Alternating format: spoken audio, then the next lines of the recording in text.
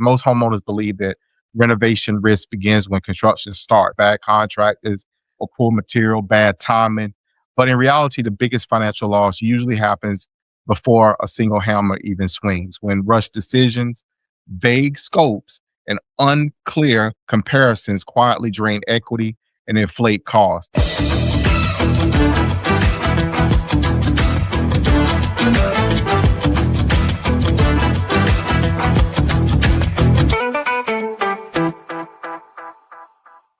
Good morning, and great morning, guys. Welcome to another fabulous episode of Exit Strategies Radio Show. Hey, I am your host, Corwyn J, Melette, broker and owner of Exit Realty, Low Country Group in beautiful North Charleston, South Carolina. Hey, if this is your first time listening to this show, you, sir, or ma'am, are in for a treat, because our mission here is very simple. That is to empower.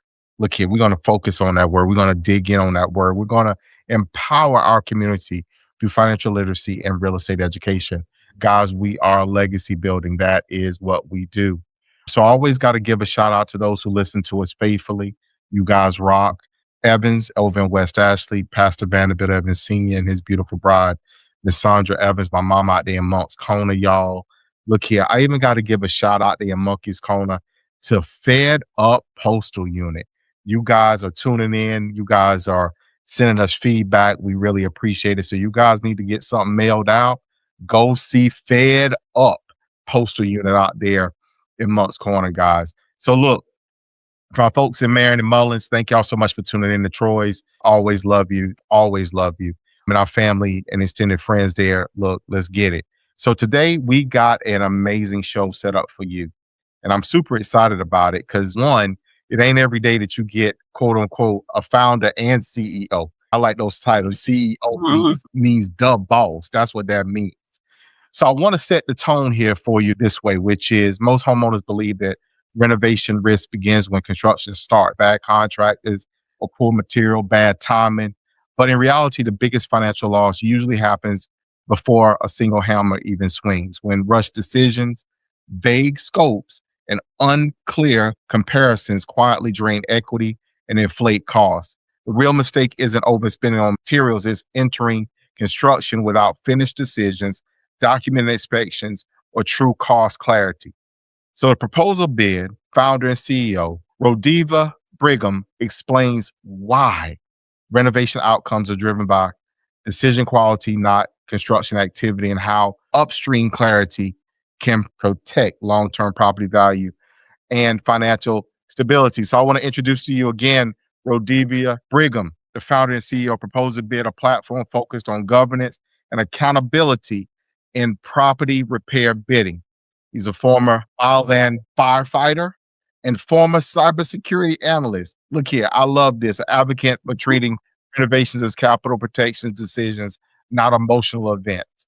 So if you guys please would join us at welcoming RoDevia to the show. RoDevia, how you doing? Good. Thank you for having me. I've been following you for quite some time, and it's an honor to be here and to talk with your audience about the decision layer that happens even before the money's even moved around renovations and capital projects. So hopefully the audience will have some patience with me. This is an infrastructure topic, not necessarily tips and how to and do it yourselves, but more of a thought process that happens for audibility, consistency, and the documentation piece even before the first bids and estimations are picked or before the vendors are even sourced. So thank you so much for having me. Well, you're quite welcome. Thank you so much for taking time out of your busy schedule to be here. So high-level overview, who you are, what you do.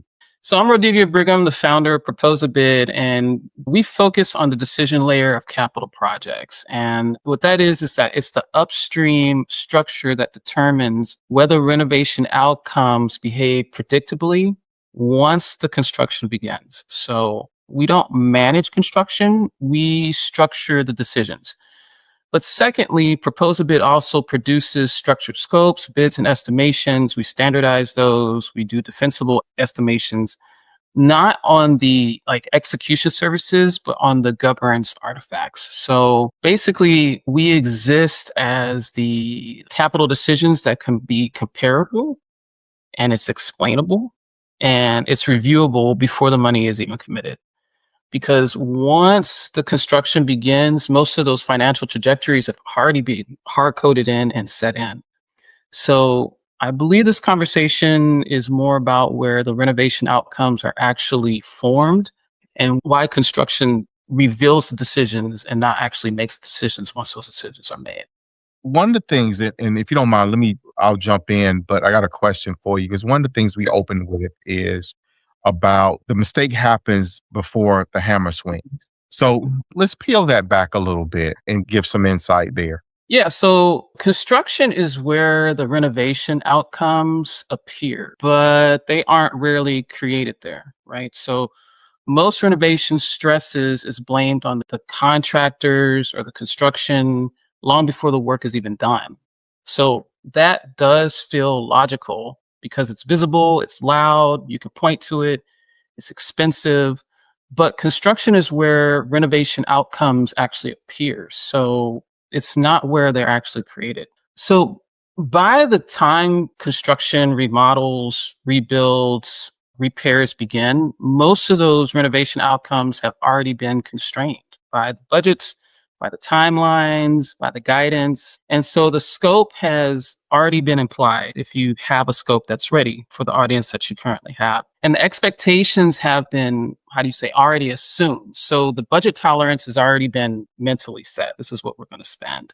And then the construction does not invest, or it doesn't invent those actual conditions. Construction and the remodels operate inside of those constraints. So if renovation outcomes are largely shaped before the work begins, what exactly are homeowners managing? So what I heard was we have a vision of what it is that we want a renovation to look like. But long before that, in the very beginning, we also have basically what we've budgeted, what we've allocated financially for this to take place. So if we don't get those two things right on the front end, in the hiring of a contractor and the scope of work, which is defining what is going to be done to give us that outcome that we envision. If we don't get those things right, then Right. one, we won't achieve budget and we won't get to what the end project, what we envision it to look like. Is that fair? That is fair, right? Because what you have is you might have a clear budget and defined scopes, but that's all interpreted at the end. So if you don't Mhm. have the decision framework set up before the money even moves, those are already hard coded in. Makes perfect sense. So you want to be clear is what I'm also understanding as well, as far as what it is that you are asking for, and make sure that what you've asked for is embedded in your quote for your project cost scope or whatever you put there, your deliverables. For those who think about this stuff a little differently, what is there so you can make sure you get where you're going. So what have you seen like some of the financial impacts of having, if you will, an ambiguous scope of work or ambiguous list of deliverables versus a very clear one? Let's take a short break. You served your country with pride. Now it's time someone serves you. At Country Boy Homes, we believe every veteran deserves a safe, beautiful, and affordable place to call home. We proudly offer VA loan-friendly, manufactured and modular homes built with integrity, quality, and your family in mind. Whether you're retiring to the peaceful low country or starting fresh with your family, we're here to build the future you've earned. Give us a call today, 843-574-8979. Country Boy Homes, built to honor, built to last. Yeah. So for the scopes, what we find is that ambiguity is typically the definition that's happening. It's not the contractor performance that determines the financial trajectory. So what isn't clearly defined before the pricing will be interpreted during the construction. So the renovation budgets, the remodel budgets rarely encode because of the execution. They actually erode because the key decisions were never fully defined in the first place. So most homeowners believe that they're managing construction. In reality, they're actually managing a sequence of decisions. So they're managing the scope, they're managing the finishes, they're managing the boundaries, and also the timing. So what isn't clearly defined before the pricing will be interpreted during that period of construction. So the interpretation isn't malicious, it's actually mechanical. So when something is unclear in the budgets and all that, someone has to fill the gap. They have to make assumptions. They have to take on those risks, and they must decide what happens in that particular motion. And the decisions made in the motions behave differently than the decisions that are made in clarity, outside of ambiguity. So renovation budgets rarely erode because of the execution. They typically erode because key decisions weren't never fully defined in the first place. Now, those definitions are quantifiable based on the actual project that's made, based on the key assumptions that are made, the risks that you're willing to take on or not take on. Construction doesn't struggle because people are incompetent. They struggle because the clarity ran out in the very beginning, and that's at the beginning of the process. Makes perfect sense. So let me stay on this vein of ambiguity, but I'm going to kind of back this into those things that change on us. The hidden costs. If you don't have a clear outline, if you will, scope of work or deliverables, how does that get us to quote unquote change orders or otherwise get us out of line with our budget? Yeah. So for change orders, construction and change orders that are done in the construction period or remodel period doesn't create most of the problems. It actually reveals the level of definition that existed before there was actual commitment. So when something isn't fully defined before pricing, it has to be interpreted later. And the interpretations behave unpredictably. And that's why we have change orders in the first place. And the price variations doesn't automatically signal disagreement. It often signals different interpretations of the same exact request. So if you have bids and estimations out there, they're actually solving each and individual problem based on the scope that was actually submitted in the first place. That's if you even submitted a scope. So your vendors and contractors are answering just one level of questioning. They're not actually answering the framework that was put in the first place. And so therefore the change orders typically are blamed in the visible phase, but the visible phase isn't the origin phase, if that makes sense. So if the boundaries are incomplete, the outcomes reflect that, and it's not incompetence. Even excellent contractors operate inside the boundaries they're given, and you still have change orders that happen in the end. So if budgets are overrun, they're often overrun because it's framed as a spending problem, and it's usually a definition problem. And that definition problem then translates into the change order itself. That's what we found anyway. So let's get this is the one that always gets most people, right? And it is the lowest bid, why it isn't, or sometimes isn't the lowest cost. We watch people in all phases, whether it be mom and pop investors that are looking to do a renovation on a property, or whether it's another or larger scale project or something of that nature.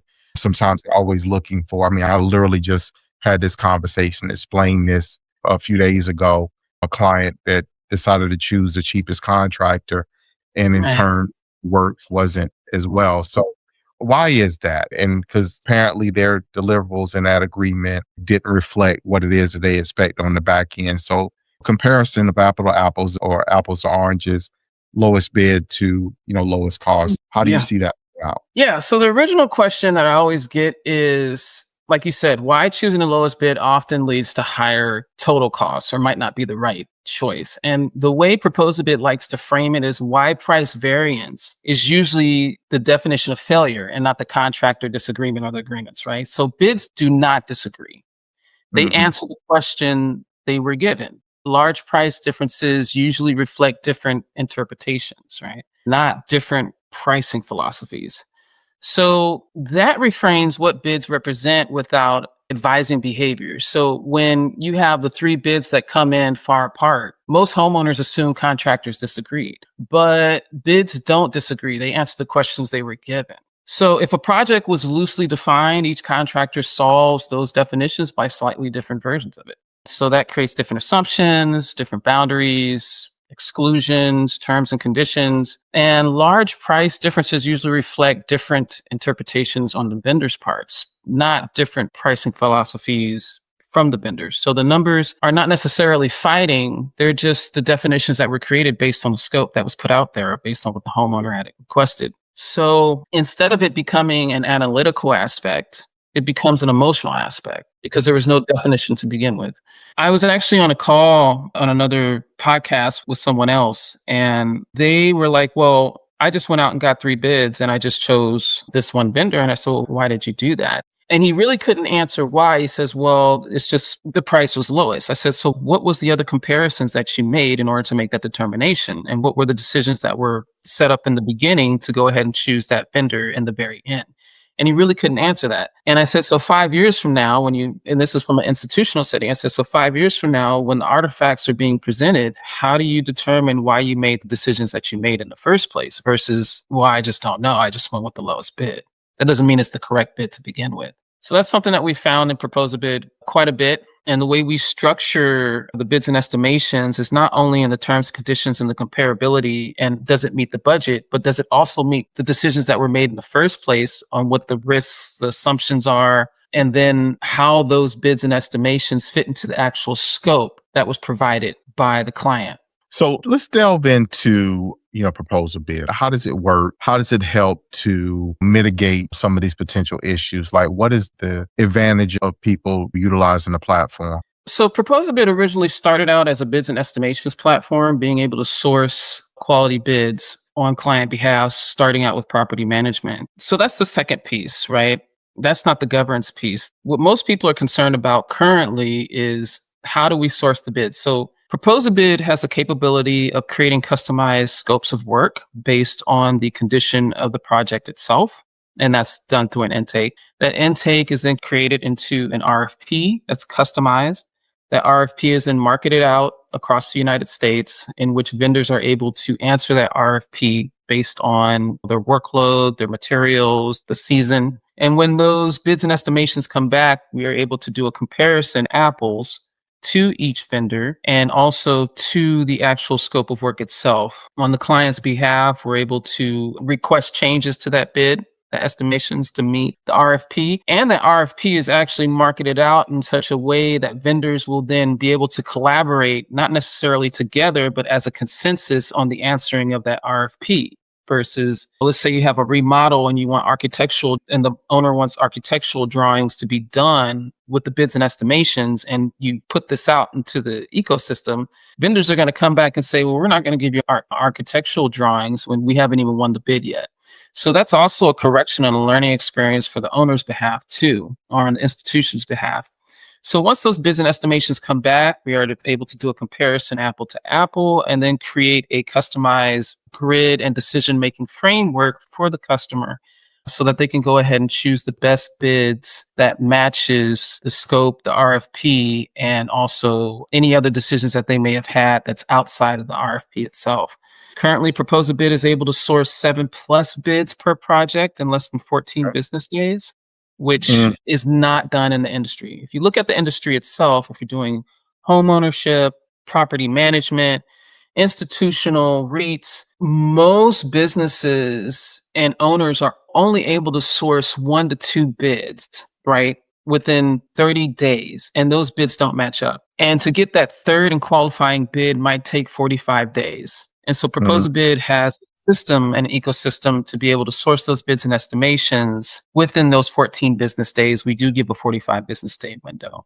So that's the first part that Proposabid started out with. And what we found is that that's the tools that Proposabid is able to use to help owners and institutions and homeowners to be able to source the bids. But what we found is that what determines the renovation outcomes have to have predictability to begin with before the construction begins. And so that's where that decision layer for the capital projects moved up the chain. And so that's what we're exploring now. So if your clients are interested in the business estimations, we're able to do that for them.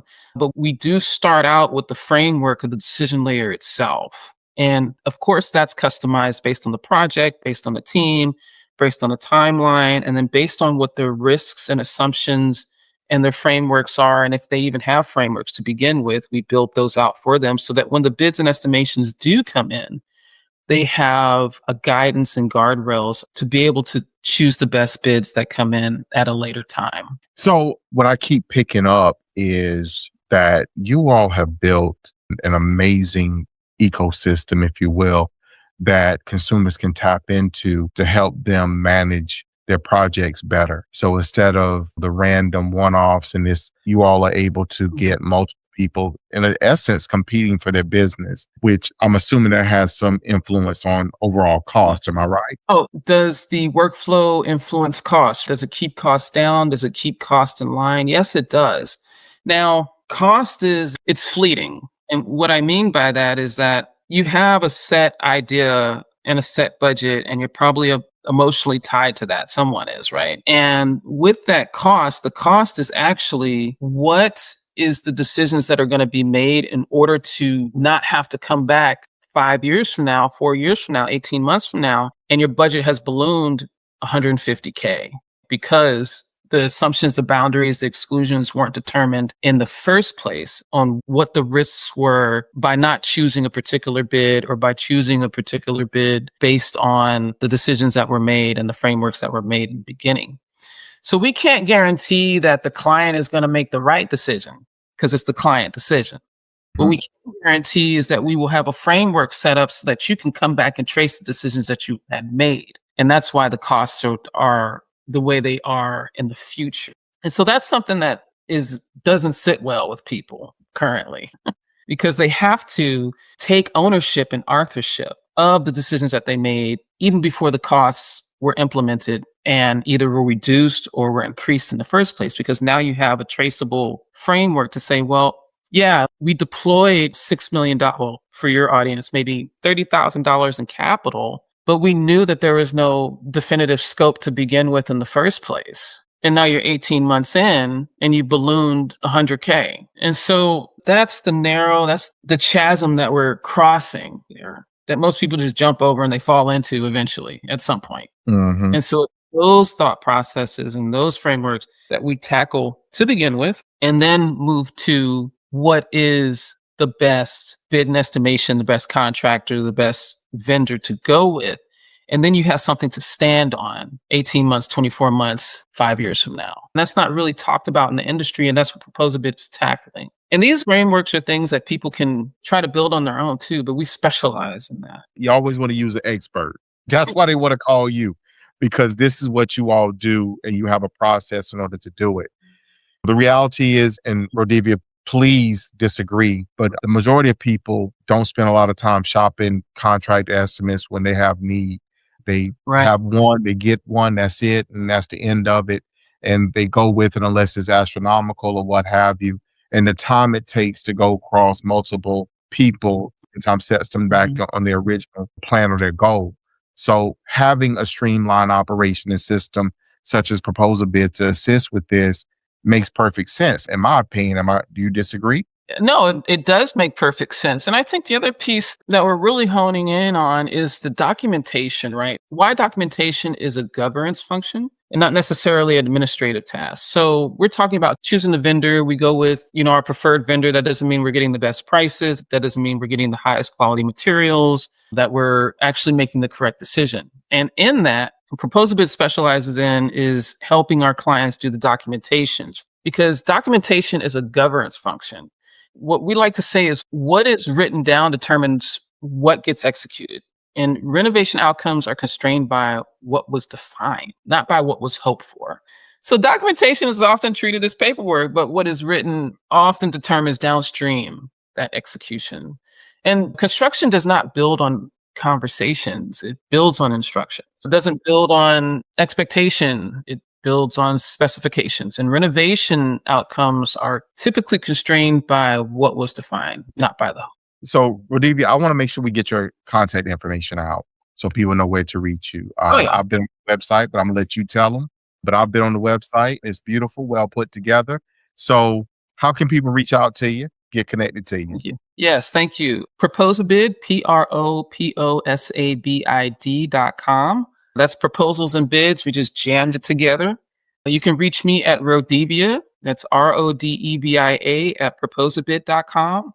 On our Abouts page, there's my email address, my phone number. I'm on LinkedIn. I think it's RoDevia Brigham /RoDevia Brigham on LinkedIn. Yeah, give me a call. Would love to talk with you about what projects you currently have. We are able to, plug in into any part of a project that you may have started, you're coming to an end to, you need reviews of, or you're thinking about a project that you need to have done And you want that framework set in place so that you're not just choosing out of 3 bids, you're choosing the most quantifiable decision, financial decision, so that you can create long-term, so that you can avoid long-term headaches.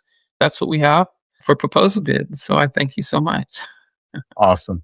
So look, guys, as we close out today's show, first for our listeners, guys, before you renovate, finish your decisions. Before you finish your budget, what do you want? Clarity protects equity more than speed ever will. Trying to do it fastest or just getting to it, sometimes it's going to cost you more money. And RoDevia, my takeaways from what you said to me today was when owners define their projects clearly, they compare truly comparable work and move decisions upstream. They don't just avoid those cost overruns, they protect their upside and preserve the value they've already built. That is huge. So, guys, renovations don't just change your property, it changes the financial trajectory attached to it. Better decisions before construction begins often determine whether equity grows or if it quietly slips away. So, guys, we want to make sure we do this the right way. Please make it a point.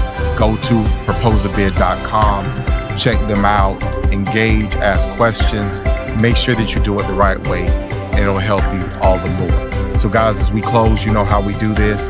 You know how I feel. You know what I say. You know, always put the two of those things together, and I give it to you this way, which is to tell you that I love you. I love you. And we're going to see you guys out there in those streets.